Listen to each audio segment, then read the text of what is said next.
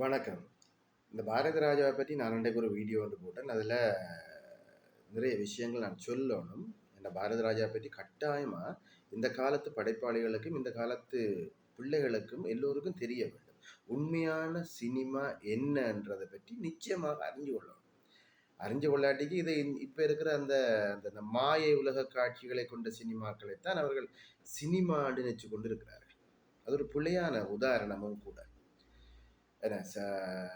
அவர் ஈழத்தேசிய பரப்பிலையும் மிகுந்த பற்றுடையவர் என்பது எல்லோருக்கும் தெரியும். அதை பற்றி நிறைய வீடியோக்களை நீங்கள் போடுறார்கள் பார்த்துருப்பாங்க. ஆனால் அந்த ஒரு ஈழத்துக்கு வந்து யார் யாரோடு என்னென்ன வகையாக அவர் தொடர்புகளை கொண்டிருந்தார், எந்த வகையான சேவைகளை, வகையான அறிவுரைகளை ஈழத்துக்கு கொடுத்தாருங்கிற ஒட்டுமொத்த விஷயமும் எனக்கு தெரியும். என்னென்னா நான் பக்கத்தில் இருந்தே பார்த்தேன்.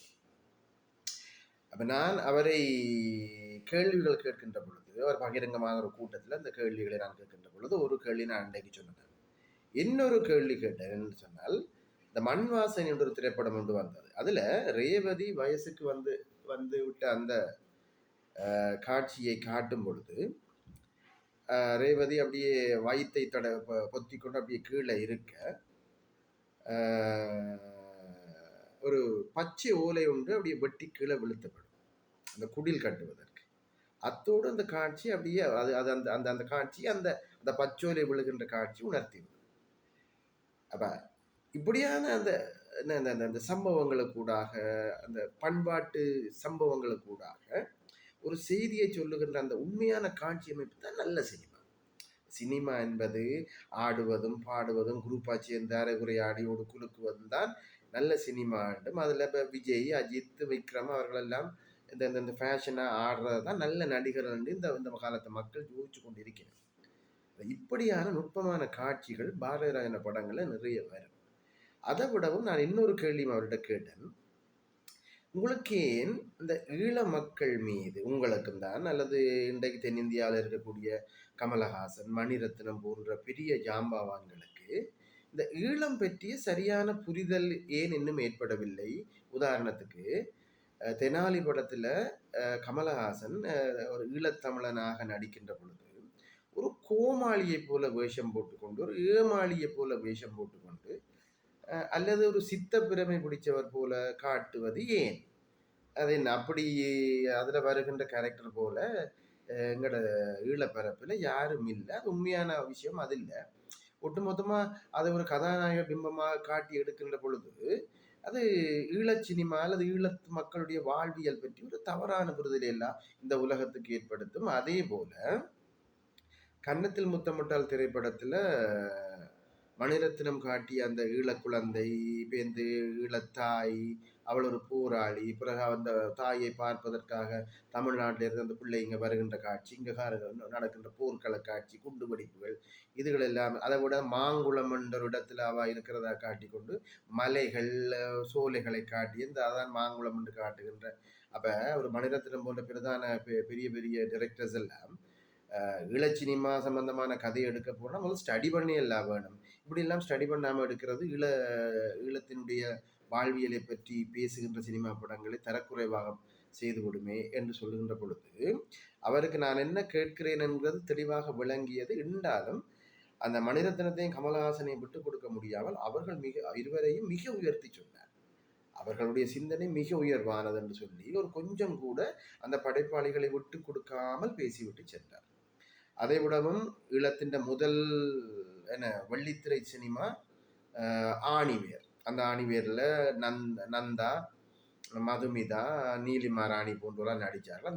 அந்த படம் முதல் காட்சி ஆனைறைவு படத்தளத்தினுடைய வெட்ட வெளியிலே படமாக்கப்பட்டது. அவருடைய முதல் நாள் படப்பிடிப்பிலே கலந்து கொண்டு அதை கிளப் அடித்து ஆரம்பித்து வச்சவர் பாரதி ராஜா. அந்த நிகழ்வுக்கு நானும் தான் போயிருந்தேன். அப்பொழுது அவர் பேசிய பேச்சுத்தான் அதிர்வலைகளை ஏற்படுத்தியது. நான் நினைக்கிறேன் அதனுடைய அந்த எண்ணம் ஈடேறும் வகையில் அந்த சினிமா பெரிய வெற்றி பெறாவிட்டாலும் இன்றைக்கும் யூடியூப்பில் பகுதியாக அந்த அந்த சினிமா இருக்குது. அந்த சினிமாவை நீங்கள் பார்க்குறேன்டா பாரதிராஜான்ற அந்த விஷயங்களை நாங்கள் பார்க்கலாம். அப்போ ஈழச் சினிமா வளர்ச்சிக்கும் தான் ஈழச் சினிமாவினுடைய பங்களிப்புக்கும் தான். ஏன்னா அதை விட இங்க நடந்த உண்மையான என்ன போராட்ட பங்களிப்பும் தான் எல்லாமும் சேர்த்து உலகத்துக்கு அழகாக மேடைகளிலே பேசி கொடுத்தவர் பாரதி ராஜா. இன்னும் அவருடைய சினிமாவை பற்றி நாங்கள் பேசிக்கொண்டே இருக்கலாம்.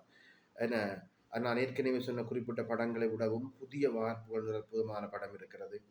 ஒரு கைதி டைரி என்ற ஃபுல் ஆக்ஷன் திரைப்படம் இருக்கிறது. கேப்டன் மகள் என்ற ஒரு இன்னொரு கிரைம் த்ரில்லர் படம் இருக்கிறது. இன்னும் நிறைய சினிமாக்கள். அதை விட சிவாஜி கணேசன் என்ற ஒரு பெரிய அற்புதமான மனிதனை வச்சுக்கொண்டு அவர் எடுத்த அந்த படத்துக்கு மப்பால் இது பூங்காத்து திரும்புமான்ற பாடல்கள் எல்லாம் அந்த சிவாஜி கணேசனுக்கு ஏற்ற வகையில திரைக்கதை அமைக்கப்பட்டு எடுக்கப்பட்ட மிக அற்புதமான சினிமா. அதுக்கு பிறகும் கூட பிரபு சிவாஜி எல்லாம் வச்சு பசும் பொன்கன் ஒரு நல்ல படத்தை எடுத்தார். அந்த படம் என்னமோ அவ்வளோ வெற்றி பெறவில்லை, என்றாலும் மிக தரமான சினிமாக்கள்ல அதுவும் ஒன்றா இருக்குது. அதை விட நிறைய புது நடிகர்களை அறிமுகப்படுத்தினார். அதுதான் அவருடைய வெற்றி. என்ன கருத்தம்மா என்ற ஒரு பெண் சிசு கொலை சம்பந்தமான மிக அற்புதமான படம் ஒன்றை அவர் எடுத்தார். உண்மையில கருத்தம்மா என்ற ஒரு படம் உண்மையில பார்க்காதவர்கள் நல்ல சினிமாவை பார்த்தவர்களாக கணிப்பிட முடியாது. அவ்வளத்துக்கு மிக உயர்ந்த சினிமா அந்த கருத்தம்மா என்ற திரைப்படம். அதைவிட இந்த தென்கிழக்கு சீமையிலே செங்காட்டு மூலையிலே ஏழப்பட்ட சாதிக்கொரு ஈரம் இருக்கான்ற அந்த பாட்டு என்ன அந்த விஜயகுமாரும் ராதிகாவும் தோன்றுகின்ற அந்த அக்கா தங்கச்சியா தோன்றுகின்ற அந்த கிழக்கு சீமையில் என்ற திரைப்படம் தமிழ் சினிமாவுக்கு ஒரு பைபிள் மாதிரி தான் அமைஞ்ச ஒரு திரைப்படம்.